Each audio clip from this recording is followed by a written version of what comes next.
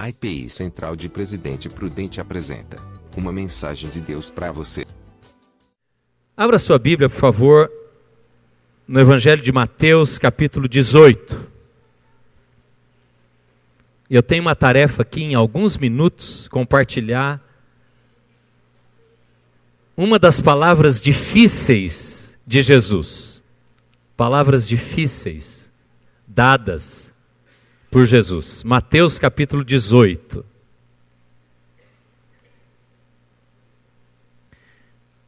No início do ano, eu compartilhei com os irmãos 2 textos desde o início do ano. E o tema geral tem sido palavras difíceis de Jesus. Esse é um dos textos que eu vou ler daqui a pouquinho com você. Mas não é um texto difícil porque Jesus falou como se fosse um mistério. Não é isso. Não é porque é uma palavra misteriosa, cheia de segredo, cheia de complicação. Não. Não é por isso. É difícil porque nós vivemos 2000 anos depois de Jesus. Nós não compreendemos a sociedade, a história, a vida religiosa daqueles dias de acordo com o tempo de Jesus. Porque muitas vezes nós também não compreendemos a Bíblia. Isso torna às vezes algum texto difícil. Porque também nós temos uma tendência de extrairmos um texto do seu contexto. E há uma frase muito importante para a boa interpretação da Bíblia, da hermenêutica bíblica, que diz: não retire um texto fora do seu contexto, porque ele será um pretexto.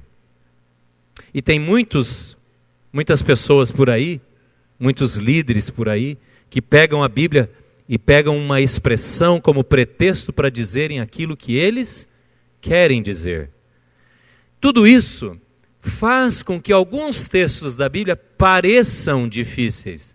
Eu quero ver se nós conseguimos, em 20 minutos aqui, clarear um pouquinho para a compreensão desse texto que eu alisto dentro desses textos com aparência difícil. Mas eu espero que Deus nos ajude, o Espírito Santo nos instrua para compreendermos, pelo menos iniciarmos, a jornada da compreensão desse texto. Você está atento então? Está atento aí em cima também? Galera toda aí com a Bíblia? Então ligue aí o seu aplicativo na Bíblia em Mateus 18, ou abra a sua Bíblia, melhor ainda, nada contra aplicativos. Mateus 18, versículo 15 em diante. Leia comigo, por favor. Eu vou ler na Bíblia na linguagem da Nova Versão Internacional.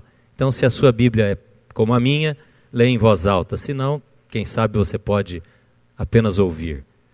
Se o seu irmão pecar contra você, vá e a sós com ele, mostre-lhe o erro. Se ele o ouvir, você ganhou o seu irmão. Mas se ele não o ouvir, leve consigo mais 1 ou 2 outros, de modo que qualquer acusação seja confirmada pelo depoimento de 2 ou 3 testemunhas. E se ele se recusar a ouvi-los, conte à igreja. E se ele se recusar a ouvir também a igreja, trate-o. Até aqui por enquanto, mas deixe a sua Bíblia aberta nesse texto. Esse texto é o segundo texto onde aparece a palavra igreja. Nesse texto, na verdade, aparece 2 vezes a palavra igreja, eclesia, aqueles que foram chamados, convocados. Era um termo usado por Jesus, ou nos dias de Jesus, para uma espécie de assembleia das autoridades de uma comunidade, de uma cidade, que ficavam num lugar próximo ao portão principal da cidade. Você sabe que as cidades eram cercadas. E num determinado ponto, onde havia um portão principal, esses poderíamos chamar de juízes, aqueles que decidiam questões que vinham a partir da sociedade, do público, das famílias, as demandas, eram chamados de eclesia. Essa é a palavra grega para esse grupo, chamados para fora, chamados para sair da sociedade, da comunidade, para se reunirem a fim de decidir, de tomar decisões importantes debaixo de autoridade constituída naquela sociedade. E Jesus toma esta palavra para dizer em Mateus capítulo 18, que é Mateus capítulo 16, que é a primeira vez, esta é a segunda, para dizer: eu edificarei a minha igreja. Você pode repetir essa frase comigo, que é a primeira vez, primeira menção: eu edificarei a minha igreja. Jesus está dizendo: eu vou chamar aqueles que são meus. Irmãos, em primeiro lugar, fazer parte da igreja é fazer parte de um grupo de pessoas que foram chamados pela voz de Deus em seus corações, ou poderíamos dizer, pela ação sobrenatural do Espírito Santo, que um dia nos convenceu, falou à nossa razão, à nossa alma, ao nosso ser, e nos levou a Cristo e ao Evangelho de Jesus. Ser da igreja não é adotar uma religião, uma instituição, não é ter um credo, por melhor que seja, ter declarações de fé. Não é fazer parte de um grupo social, não é fazer parte de um grupo que tem, talvez através dos seus pais, uma tradição religiosa, que se transmite de pai para filho. Não.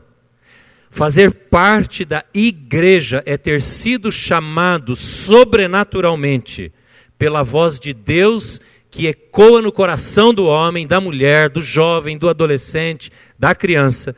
E em resposta a esse chamado eu digo: Deus, eu quero te servir. Para isso eu reconheço a autoridade de Jesus e eu quero ser discípulo de Jesus, e eu me assento no meio daqueles que foram chamados. Portanto, não há crédito algum em nós por fazermos parte da igreja.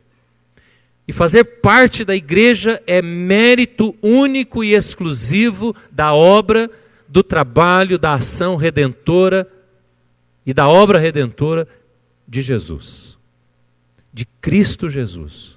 Ele é quem chama, Ele é aquele que nos chama pelo nome, nos convoca, nos convence do pecado e nos faz entender que precisamos da salvação.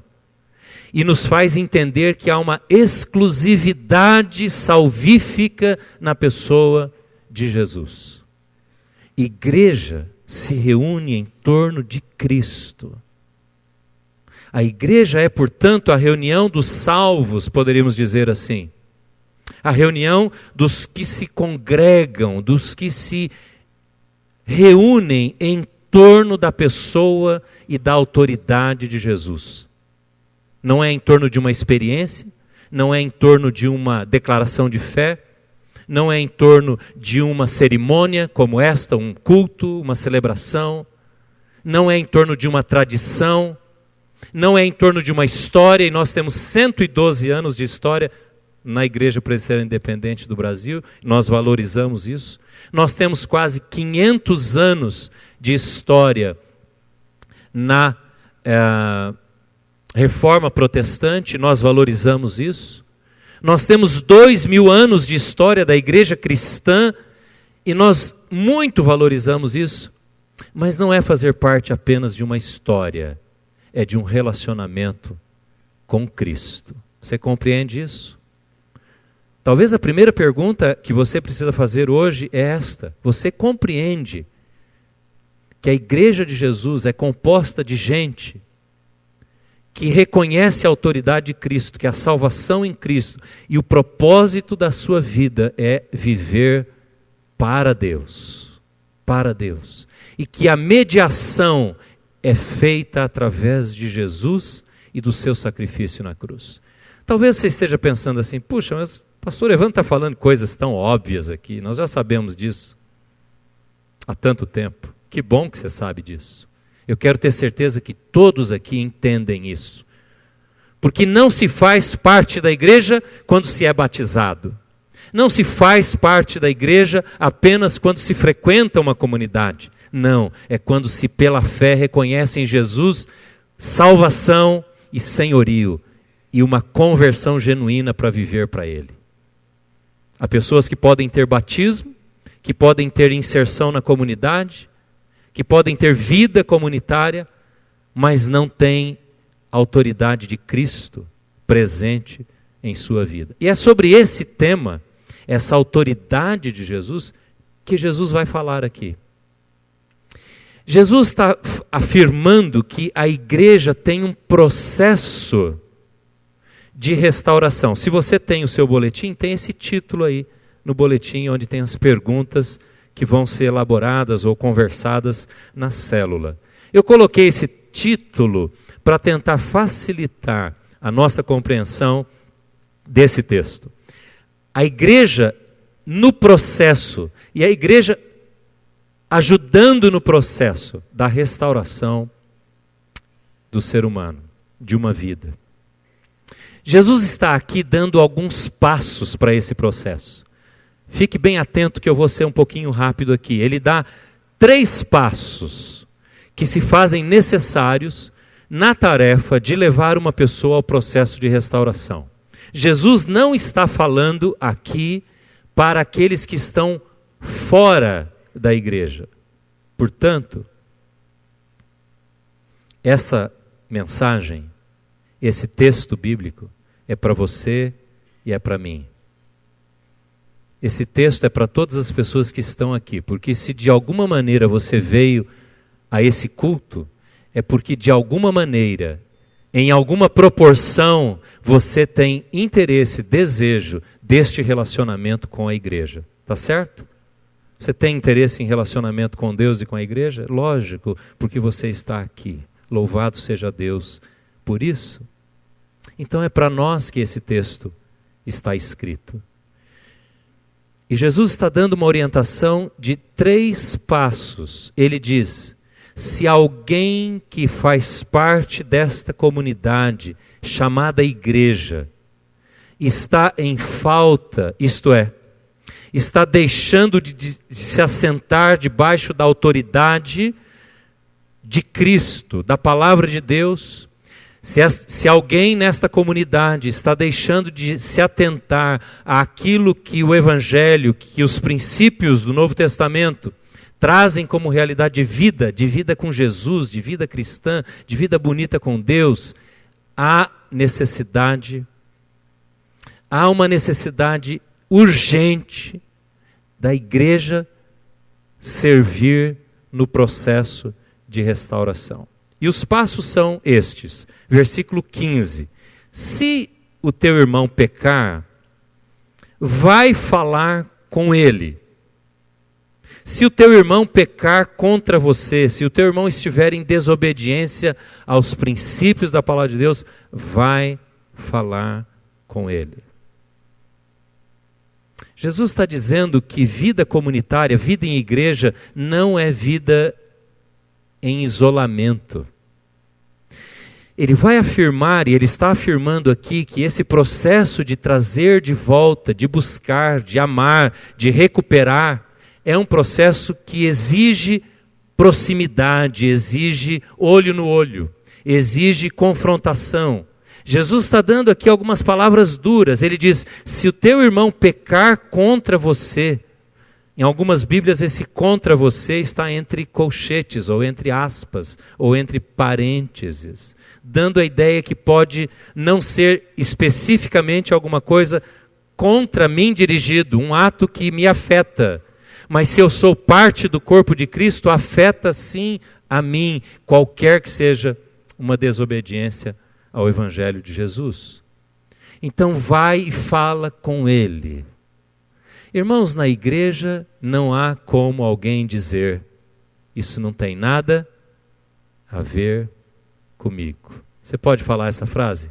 Isso não tem nada a ver comigo. Essa frase não existe na realidade da igreja de Jesus. Porque aquilo que diz respeito a você, para o bem ou para o mal, diz respeito a mim. Aquilo que diz respeito a mim, quer sejam boas ou ruins, diz respeito a você sim. Não há como eu olhar para uma situação e dizer: isso não tem nada a ver comigo. Cada pessoa, cada um no seu quadrado. Não existe isso na igreja de Jesus. É isso que Jesus está dizendo. E essa é uma palavra clara, dura, objetiva, cortante, não é verdade? Se o teu irmão pecar, vai falar com ele. Se ele te ouvir, qual é o passo seguinte? Que bom. E aí você celebra. Se ele te ouvir, você ganhou o seu irmão. Você salvou o seu irmão. Se ele não te ouvir, qual é o próximo passo? Chama mais alguém com você. Veja, a coisa vai apertar um pouquinho mais agora. O compromisso do Evangelho não é um compromisso individual. Não sou eu e Deus. Há muita gente que pensa isso, não é? Que o Evangelho é uma coisa entre a minha vida e Deus.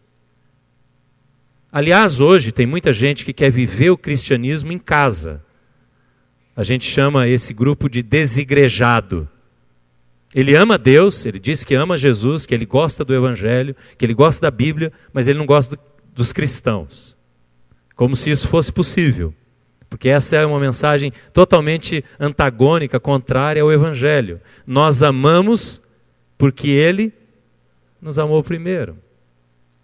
Então Jesus está dizendo aqui, se você obtiver sucesso nessa busca pela restauração, ótimo. Se não, chama mais alguém, procura uma pessoa que pode ajudar, um conselheiro, quem sabe alguém mais maduro que você, e diga: olha, está acontecendo isso, eu preciso da sua ajuda. Eu não quero entrar em particularidades, quando isso deve acontecer, em que situações isso deve acontecer. Eu quero dar a você um princípio, um estilo de vida, um princípio de vida na igreja.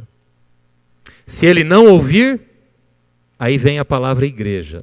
Apresenta essa situação para a igreja.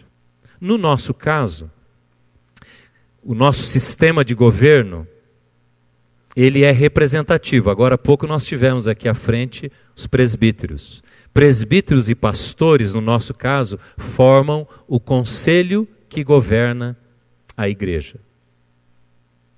E às vezes, infelizmente, nós, no conselho, temos que trabalhar com temas e com situações de pessoas que não ouviram o primeiro passo, não ouviram a restauração do segundo passo, quando alguém vai e conversa.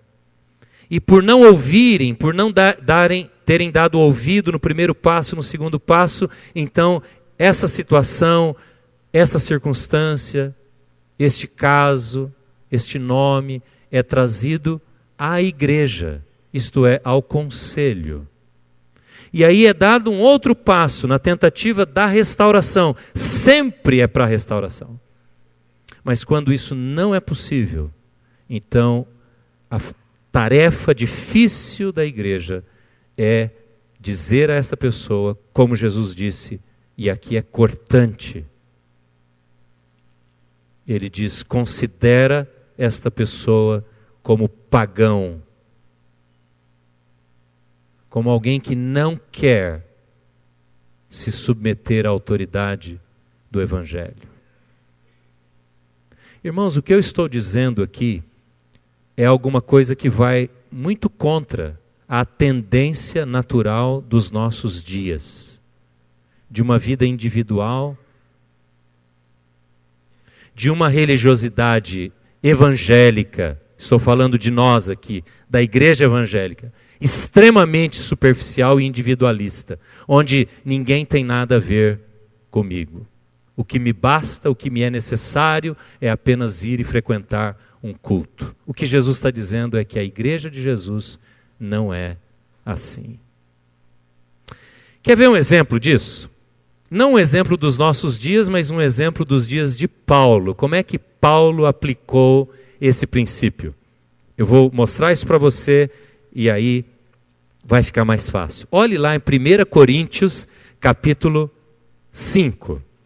Se você está com a sua Bíblia aberta, aí com você, abra em 1 Coríntios, capítulo 5. Eu vou ler, não vou fazer comentário porque vai ficar muito fácil e talvez você fique de boca aberta se você nunca leu esse texto.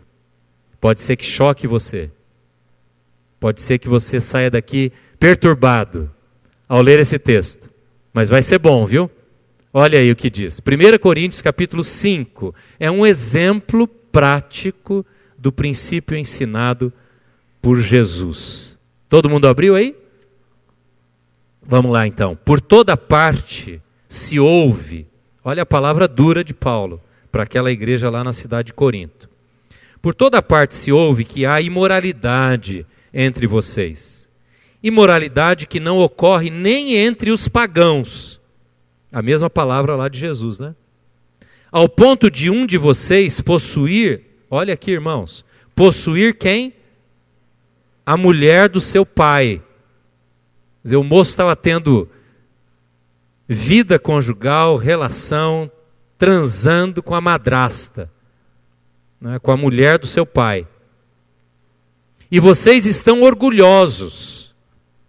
Não deviam, porém, estar cheios de tristeza e expulsar da comunhão aquele que fez isso? Apesar de eu não estar presente fisicamente, estou com vocês em espírito, e já condenei aquele que fez isso, como se estivesse presente. Quando vocês estiverem reunidos, aqui é a orientação. Até agora ele mostrou o quadro assim difícil, né? Quando vocês estiverem reunidos em nome do Senhor Jesus, estando eu com vocês em espírito, porque ele não estava lá, né? Estando presente também o poder do nosso Senhor Jesus Cristo, façam o quê? Versículo 5. Entreguem este homem a Satanás, para que o corpo seja destruído e o seu espírito seja salvo no dia do Senhor. Aqui está um mistério. Mas o que Paulo está dizendo é o seguinte: a igreja precisa exercer o seu poder restaurador. Para aqueles que não querem serem tratados no processo de restauração, então entreguem esta vida a Satanás. Digam a esta pessoa que é sério fazer parte da igreja de Jesus. Que não é brincadeira ser membro de uma igreja. Que fazer parte daqueles que são chamados traz compromisso. E não se vive a vida que se quer quando se professa o nome de Jesus. Você compreende isso? Você pode dizer amém a isso? Não se vive a vida do jeito que se quer. Um cristão, discípulo de Jesus, nunca vai poder dizer: a minha vida, quem decide sou eu mesmo. Não. Porque quem decide a sua vida em primeiro lugar e a minha é o Evangelho de Jesus, é a autoridade de Cristo. E eu presto conta da minha vida à igreja. O que Jesus está dizendo nessas palavras que parecem difíceis, mas na verdade não são, é que a igreja há um processo vital chamado prestação de contas. Eu presto contas. Irmãos, só para exemplificar, eu quero que você saiba que nós, os pastores, prestamos contas ao presbitério, que é a congregação, a federação das igrejas da nossa região. Você sabia que cada ano, nós, todos os pastores dessa igreja e das outras igrejas ligadas a nós, a Presbiteriana Independente desta região, reunidos debaixo da autoridade deste presbitério, até quantos livros nós lemos nós temos que informar. Você sabia disso? Alguém sabia disso? Ninguém, talvez, né? Ou pouquíssimos. Eu tenho que dizer, e nós temos que dizer ao nosso presbitério, o que nós fizemos durante o ano. Nós temos que prestar contas. Questões financeiras, endividamento. E aí, se houver problema pior, não é, mais difícil, às vezes problema conjugal, problemas com filhos. Há pouco tempo atrás, um pastor com um filho entrando no caminho das drogas e o presbitério foi lá, não para condená-lo, não para pôr a mão dura na cabeça, não para dizer, nós estamos aqui, queremos ajudar você. E algumas coisas estavam acontecendo na dinâmica familiar que estavam talvez causando, ajudando destruição daquela família. E eu quero dizer isso não como necessidade apenas nossa, como pastores e líderes, mas que bom que nós temos isso, porque eu creio que uma igreja está mais segura quando os seus líderes têm que prestar conta. Você concorda com isso? Nós não estamos soltos para fazer o que queremos. Agora deixa eu falar bem baixinho aqui, só para você. Nem você. Nem você. Essa é a igreja. Essa é a igreja que as pessoas não querem. Eu creio que quando anunciamos isto, muitas pessoas vão querer, porque ninguém quer viver desguarnecido, debaixo, ausente da cobertura, da proteção espiritual que a igreja nos oferece. Mas há pessoas que escolhem viver assim. E o que Jesus está dizendo é que há autoridade. Há autoridade, existe autoridade na igreja de Jesus, que provém dele como cabeça, e cai sobre nós, está sobre nós como corpo. Você está disposto a isso? Essa é a nossa igreja, essa é a igreja que nós queremos ser, que nós queremos viver. Irmãos, e não há nenhuma palavra de condenação, eu quero dizer, entra debaixo do guarda-chuva, meu irmão, minha irmã, meu querido jovem, adulto, casado, entra debaixo do guarda-chuva. Para que ficar longe? Para que ficar fora? Eu quero terminar, eu disse no início que texto fora de contexto é pretexto. Qual é o contexto desse texto? O que vem antes, o que vem depois? Se você encontrar um texto difícil na Bíblia, algum dia, como esse, que pode parecer difícil, mas não é. Leia o que vem antes e leia o que vem depois. Primeira coisa, peça a direção de Deus que você vai ser facilitado na compreensão. O que vem antes? Uma história, uma parábola. Você viu aí? Mateus capítulo 18, os versículos anteriores, é a história da parábola da ovelha que está perdida. Quando Jesus vai ensinar sobre essa autoridade da igreja de reabilitar, de restaurar, de trazer para perto, de curar, ele conta uma história. E a história é simples. Havia um homem que tinha 100 ovelhas e uma delas se desgarrou, foi para longe, caiu no barranco. Estava lá, largada, não é? Perdida. E ele deixa as ovelhas ali, no curral, no aprisco, e vai em busca daquela que está perdida. Por quê? Porque o processo de restauração, que parece ser cortante, duro, incisivo, parece que Jesus não tem misericórdia, parece que Paulo não ama aquele irmão, manda expulsá-lo da igreja, visa trazer para perto. Trazer para perto. É a centésima que eu e você somos muitas vezes. E a igreja exerce esse papel de nos trazer de volta. Olhe quem você é. Olhe para que Deus te salvou, para que Deus te redimiu. Deus te inseriu numa comunidade para quê? Para servir, para ajudar, para ser destas 99, aquela que vai buscar a centésima e vai restaurar, e vai apoiar, e vai ajudar. E vai ajudar. Como estão os seus olhos quando você olha para uma centésima? Estão cheios de compaixão e misericórdia? Como está a sua boca, sua língua, quando você vê uma centésima? Você é daqueles que reprova, que condena, que diz, reforçando o erro, apontando a direção? Ou você é daqueles que se oferece para abençoar, para restaurar e para recuperar? O que vem depois do texto? Outra história.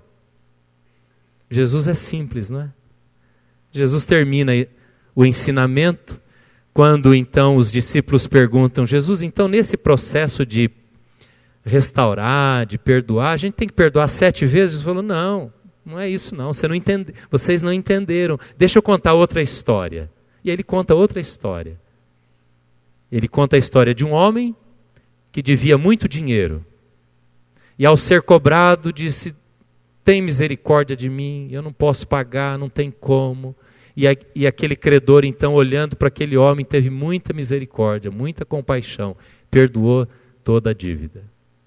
Aquele homem perdoado, sai daquele encontro, agora perdoado, sem mais os seus débitos.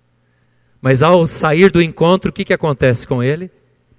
Ele encontra outro amigo, que lhe devia muito pouco, comparado ao que ele havia sido perdoado. E ele então vai contra este homem e põe este homem na cadeia, exerce uma demanda sobre ele e diz: você não vai sair daqui enquanto não me pagar todas essas dívidas. Aquele primeiro homem fica sabendo e diz: como é que pode isso? É a mesma coisa que Deus faz comigo e com você. Como é que pode, se eu te perdoei, você não abrir a sua vida para acolher a ovelha que é a centésima? Como é que pode? Essa é a pergunta de Jesus. Se eu te perdoei, você não está disposto a ir buscar aquela pessoa e dar aquele primeiro passo. Aquele primeiro passo. Como é que pode?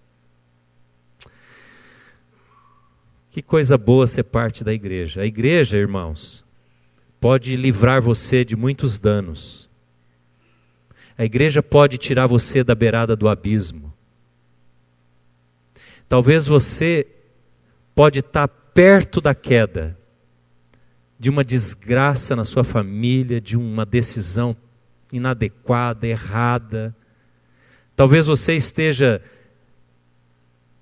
para tomar uma decisão que vai fazer muito mal aos seus filhos, ao seu cônjuge, a você mesmo.